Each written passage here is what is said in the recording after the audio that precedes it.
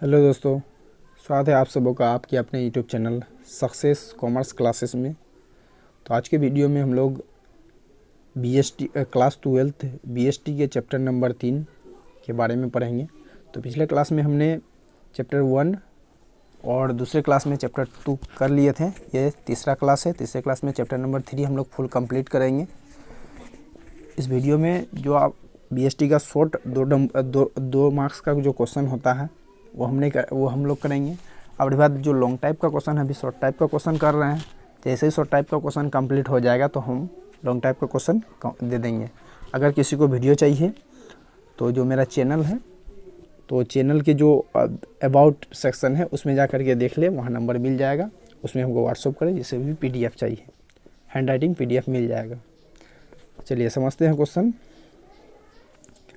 तो ये चैप्टर 3 है। चैप्टर 3 का ये पहला क्वेश्चन होता है, काफ़ी इंपॉर्टेंट है। जो भी हम थ्योरी बता रहे हैं ये सीधे आपका एग्जाम में आने वाला होता है। ठीक है, चलिए समझिए। व्यावसायिक वातावरण क्या है, सबसे पहला क्वेश्चन आता है। चैप्टर का नाम ही है व्यावसायिक पर्यावरण या वातावरण। तो पहला है व्यावसायिक वातावरण क्या है, किसी को कहेंगे व्यावसायिक वातावरण।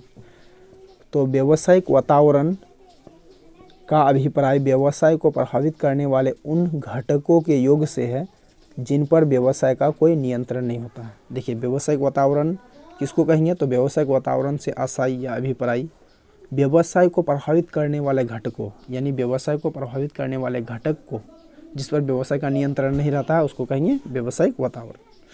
ठीक है, चलिए उसके बाद आगे लिखा है, अर्थात व्यवसाय को प्रभावित करने वाले तत्वों अथवा घटक को व्यावसायिक वातावरण कहते हैं। यानी वह सभी, अगर इसको हम शॉर्टकट में अगर इसका डेफिनेशन बोले तो वह सभी तत्व अथवा घटक जो व्यवसाय को प्रभावित करते हैं उसे व्यावसायिक वातावरण या पर्यावरण कहते हैं।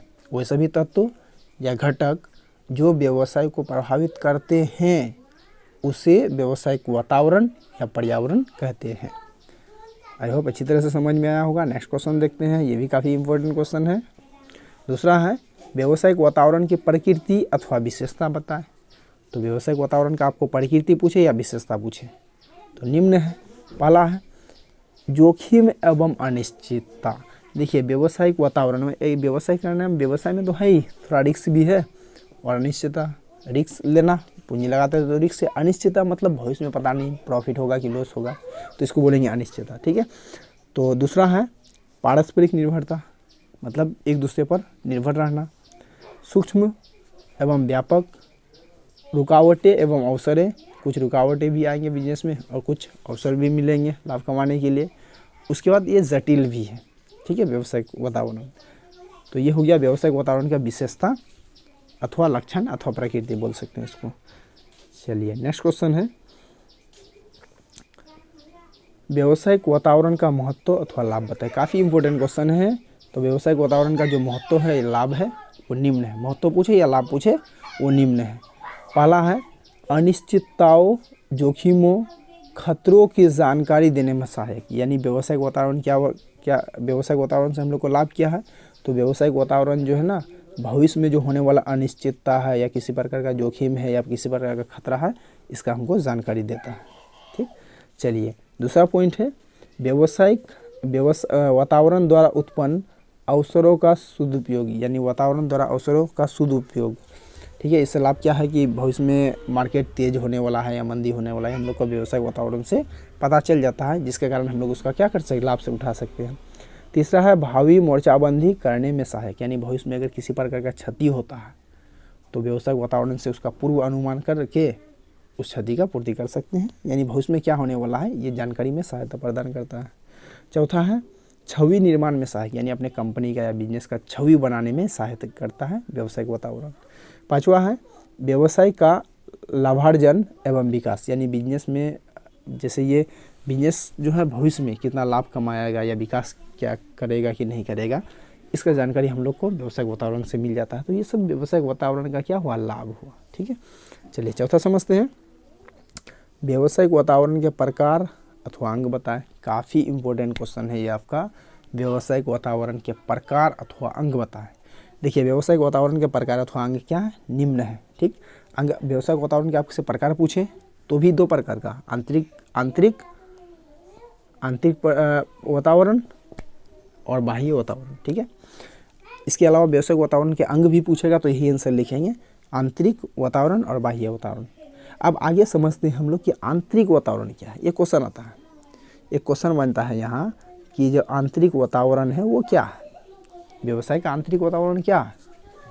तो आंतरिक वातावरण में व्यवसाय को प्रभावित करने वाले उन घटकों को शामिल किया जाता है जो व्यवसाय के अंदर ही होते हैं, जिन पर व्यवसाय का नियंत्रण होता है। देखो आंतरिक वातावरण किसको कहेंगे, आंतरिक वातावरण ऐसे वातावरण जो व्यवसाय के अंदर व्यवसाय को तो प्रभावित करते हैं, ठीक है। ऐसा वातावरण या वही सभी घटक अथवा तत्व जो व्यवसाय के अंदर होते हैं और व्यवसाय को प्रभावित करते हैं, ये हो गया आंतरिक वातावरण। वही सभी तत्व अथवा घटक जो व्यवसाय के अंदर होते हैं और व्यवसाय को प्रभावित करते हैं, उसे आंतरिक वातावरण कहते हैं। चलिए नेक्स्ट समझते हैं। छठा है बाहरी वातावरण क्या है। तो बाहरी वातावरण में व्यवसाय को प्रभावित करने वाले उन घटकों को शामिल किया जाता है जो व्यवसाय के बाहर होते हैं, जिन पर व्यवसाय का नियंत्रण नहीं होता। देखिए दोनों का समझिएगा, आंतरिक वातावरण और बाह्य वातावरण। तो पहले आंतरिक वातावरण पढ़े। आंतरिक वातावरण किसको कहेंगे, वही सभी तत्व अथवा घटक जो व्यवसाय के अंदर रहते हैं और व्यवसाय को प्रभावित करते हैं, वो हो गया आंतरिक वातावरण।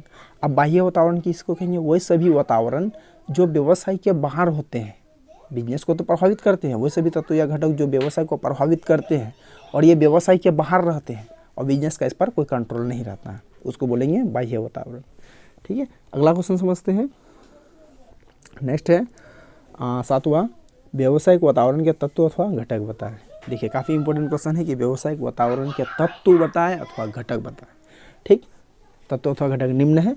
पहला हो गया आर्थिक वातावरण। व्यावसायिक वातावरण के तत्व अथवा घटक क्या क्या है, तो आर्थिक वातावरण, राजनीतिक वातावरण, सामाजिक वातावरण, वैधानिक वातावरण, प्रौद्योगिकी एवं तकनीकी वातावरण।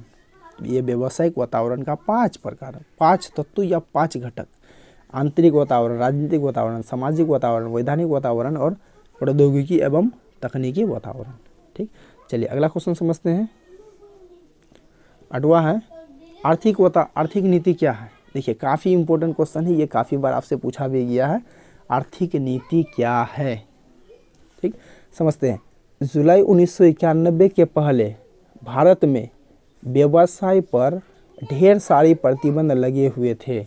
जुलाई 1991 से पहले भारत में बिजनेस से संबंधित बहुत सारा प्रतिबंध लगा हुआ था, लेकिन 1991 के बाद आर्थिक सुधार से संबंधित बहुत सारे काम हुआ। लेकिन 1991 के बाद क्या हुआ, बिजनेस से बहुत सारा प्रतिबंध जो लगा हुआ था उसमें कुछ सुधार किया गया, बहुत सारा सुधार किया गया। जैसे कई व्यवसायों पर कर हटा देना, क्या हुआ था, कई बिजनेस में क्या हुआ, जुलाई 1991 में क्या होता, टैक्स हटा दिया।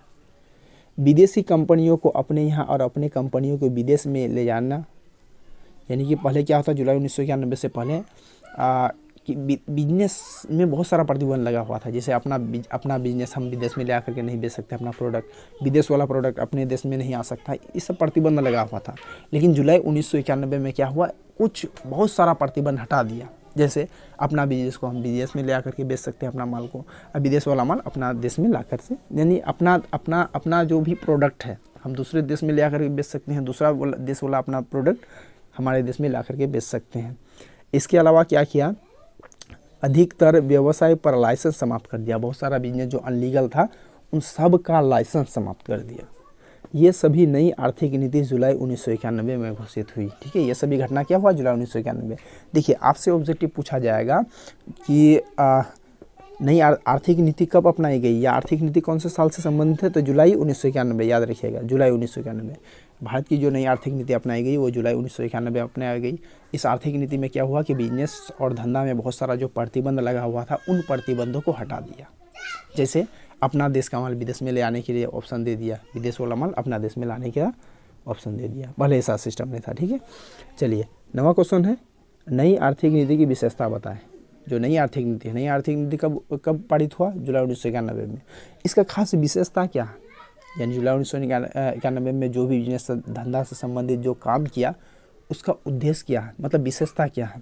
तो इसका विशेषता निम्न है। पहला, उदारीकरण, निजीकरण और वैश्वीकरण।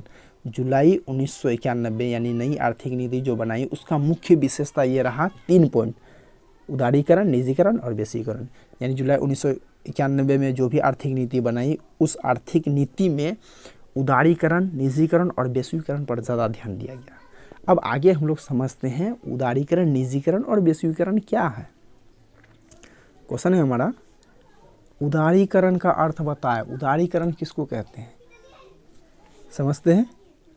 तो आंसर है, उदारीकरण से आशय, व्यवसाय अथवा उद्योग पर लगे प्रतिबंधों को कम करना। उदारीकरण का मतलब ये हुआ कि जो जुलाई 1991 से पहले बिजनेस धंधा करने में बहुत सारा प्रतिबंध लगा हुआ था, उन प्रतिबंधों को क्या किया, कम कर दिया। कुछ पूरी तरह से समाप्त नहीं किया, कुछ हद तक कम किया, ताकि अनावश्यक प्रतिबंधों को समाप्त किया जा सके। जुलाई 1991 में बहुत सारा प्रतिबंध हटा दिया, ताकि जो अनावश्यक प्रतिबंध है, फालतू का जो प्रतिबंध है, उन सबको हटा दिया जाए। उदारीकरण के द्वारा देश में ऐसा आर्थिक वातावरण स्थापित करने का प्रयास किए जाते हैं जिनसे देश के व्यवसाय और उद्योग स्वतंत्र रूप से किसी विकसित हो सके। देखिए, उदारीकरण के अंतर्गत क्या हुआ, खास करके उद्योग धंधा में काफ़ी उदारता दिखा। बहुत सारा बिजनेस में कर हटा दिया, ठीक है, अपना लाइसेंस, जो अनलीगल बिजनेस था उसका लाइसेंस वगैरह हटा दिया गया। ये सब जुलाई 1991 में सब काम किया है। उन्हें कार्य करने में किसी प्रकार का बाधाओं का सामना ना करें। देखिए, जुलाई 1991 में क्या किया, जो भारत देश का सरकार है, उन्होंने क्या किया, बहुत सारा जो बिजनेस धंधा में जो प्रतिबंध लगा हुआ था, सारा प्रतिबंध को हटा दिया। अपना माल अपना देश का विदेश में बेचने के लिए परमिशन दिया, विदेश वाला माल अपने देश में बेचने के लिए परमिशन दे दिया। ये तो हो गया उदारीकरण। यानी बिजनेस और धंधा में अगर इस एक शब्द में इसका अगर अर्थ बोले तो व्यापार और उद्योग में जो प्रतिबंध लगा हुआ था, उन प्रतिबंधों को समाप्त करना उदारीकरण कहलाता है। यानी ठीक है, उदारीकरण का संबंध किससे है, बिजनेस से जो उदारता दिखाया, मतलब बिजनेस से रिलेटेड जो भी प्रतिबंध लगा हुआ था, उन प्रतिबंधों को खत्म करना उदारीकरण कहलाएगा। नेक्स्ट क्वेश्चन है, देखिए इसको हम और एक परिभाषा लिख दिए आपको शॉर्टकट में, वो वाला परिभाषा या अभी ऐसे अभी आप लिख सकते हैं। अर्थव्यवस्था को अधिक प्रतियोगी बनाने के लिए नौकरशाहों सीखजे से मुक्त दिलाना उदारीकरण कहलाता है। अर्थव्यवस्था को अधिक प्रतियोगी मतलब कंपटीशन बहुत अच्छा बनाने के लिए, मजबूत बनाने के लिए नौकरशाह शिकंजे से मुक्ति कराना, मतलब जो दलाल वगैरह था, टैक्स वगैरह ले रहा था, तो उस सबको हटा देना उदारीकरण कहलाया। ठीक है, चलिए नेक्स्ट क्वेश्चन समझते हैं। ये वो तो हो गया आपका वैश्वीकरण ना, उदारीकरण हो गया, फिर से उदारीकरण है, अच्छा विशेषता है, सॉरी। चलिए उदारीकरण का विशेषता क्या होगा, ठीक है, तो इसका विशेषता निम्न है। पहला, वस्तुओं सेवाओं का आवागमन पर बाधाओं को हटाना। यानी उदारीकरण में क्या क्या, उदारीकरण का विशेषता क्या है, तो अपना देश का माल जैसे विदेश में ले आकर के नहीं बेच सकते हैं, विदेश वाला अपना देश का माल मेरे देश में ले आकर के नहीं बेच सकता था, इस तरह का जो प्रतिबंध था, आवागमन का जो बाधा था, अपना विदेश में ले आना, तो ये सब जो प्रतिबंध ने इसको समाप्त कर दिया, हटा दिया। ठीक है, अगला है लाइसेंसिंग प्रणाली को न्यूनतम और सरल बनाना। यानी लाइसेंस लेने का जो प्रणाली था, काफ़ी जटिल था लाइसेंस लेना, तो उसको थोड़ा सरल कर दिया लाइसेंस लेने का प्रणाली। ठीक है, उसके बाद नवीन उद्योगों की स्थापना की स्वतंत्रता देना। जुलाई 1991 में क्या हुआ कि नया नया उद्योग और धंधा करने का जो है सरकार ने परमिशन दे दिया।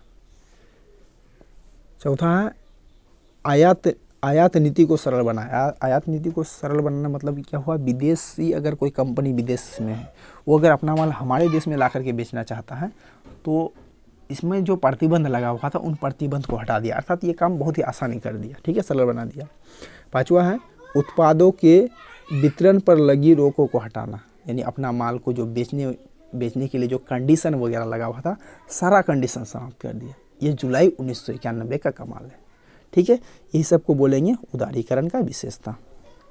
चलिए अगला क्वेश्चन है, काफ़ी इंपॉर्टेंट है ये आपका, निजीकरण का अर्थ बताए। निजीकरण, देखिए निजीकरण मतलब क्या हुआ, जो उद्योग या धंधा सरकारी क्षेत्र में था, उनको हटा करके किसी प्राइवेट व्यक्ति के हाथ में दे दिया, यही तो है निजीकरण। ठीक है, समझते हैं।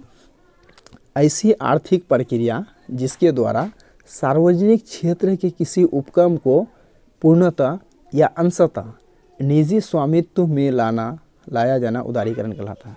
यानी जो सार्वजनिक क्षेत्र में, जो सरकारी क्षेत्र में उद्योग धंधा या फिर सरकार के अंतर्गत जितने भी संस्थान चलते थे, धीरे धीरे उनको निजी हाथों में दे देना, मतलब बेच देना, इसी को तो कहेंगे निजीकरण। यही तो हो रहा आजकल, क्या हो रहा है आजकल की जितने भी सरकारी संस्था है, चाहे वो रेलवे हो या फिर एयरपोर्ट हो, सारा चीज़ क्या कर रहा है सरकार प्राइवेट हाथों में सौंप रहा है, मतलब निजीकरण कर रहा है, बेच रहा है। ये तो है निजीकरण, यानी सरकार के अंदर के जितने भी उद्योग धंधे चल रहा है ना, उनको निजी हाथों में बेच देना निजीकरण कहलाएगा। ठीक, नेक्स्ट समझते हैं निजीकरण की विशेषता क्या है। ठीक, विशेषता क्या है, निम्न है विशेषता। पहला, सार्वजनिक क्षेत्र में कमी और निजी क्षेत्र में वृद्धि। देखिए निजीकरण होगा तो क्या होगा, जो सार्वजनिक क्षेत्र है, सार्वजनिक क्षेत्र में क्या होगा, धीरे धीरे कमी हो जाएगा, और निजी क्षेत्र क्या होगा, धीरे धीरे बढ़ जाएगा।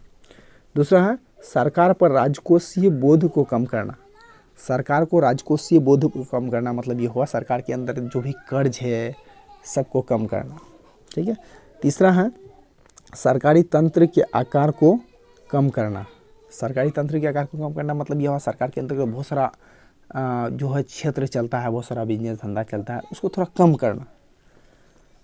चौथा है आर्थिक विकास की गति को तेज करना। निजीकरण का उद्देश्य क्या होता है, आर्थिक विकास, देश आर्थिक विकास करे, मतलब देश का आर्थिक स्थिति मजबूत हो, इसलिए निजीकरण किया जाता है। पांचवा है सरकारी कोषों में वृद्धि करना, यानी सरकार का जो फंड है उस फंड में वृद्धि करना, बेच दो पैसा आएगा, फंड बढ़ेगा, यही तो है निजीकरण का विशेषता। चलिए आगे बहुत फिर इम्पोर्टेंट क्वेश्चन है, वैश्वीकरण का अर्थ बताएं।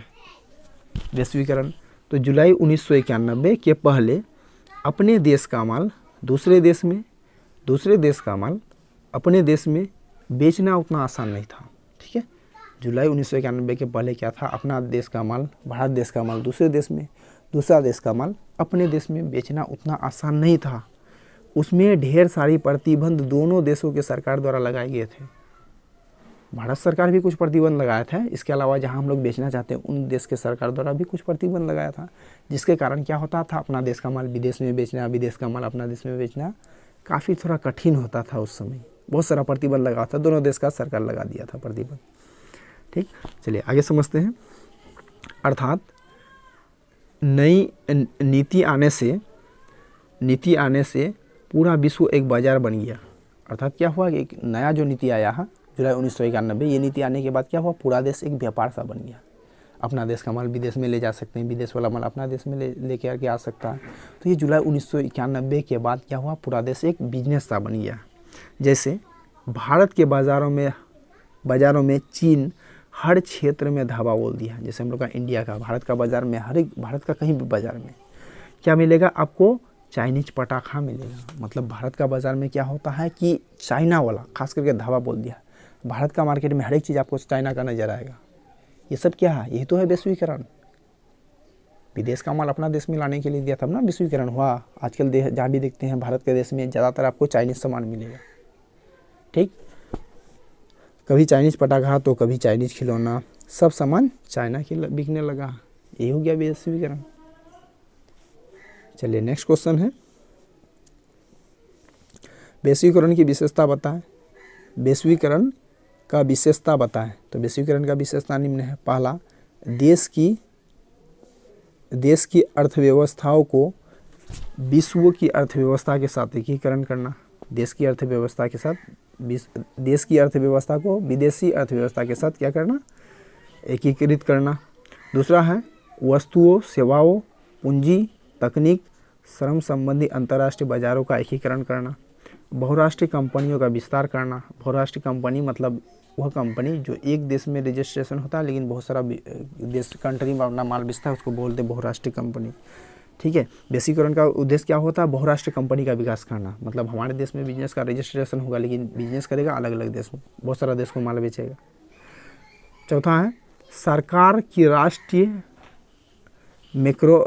राष्ट्रीय आय में नीतियों का क्षेत्र कम करना। सरकार की राष्ट्रीय मैक्रो आर्थिक नीतियों का क्षेत्र कम करना। चलिए अगला क्वेश्चन नहीं है, बस यहीं तक चैप्टर आपका ख़त्म होता है, ये दूसरा नंबर लेसन। तो आज के वीडियो में बस इतना ही। यहीं तक आपका जो लेसन 3 है, लेसन 3 का जो इम्पोर्टेंट क्वेश्चन था ये आपका कंप्लीट होता है। तो इसके बाद हम लोग मिलते हैं अगले क्लास में लेसन 4 के साथ। यदि आपको वीडियो अच्छा लगे तो लाइक, शेयर और कमेंट ज़रूर करें। Thanks for watching.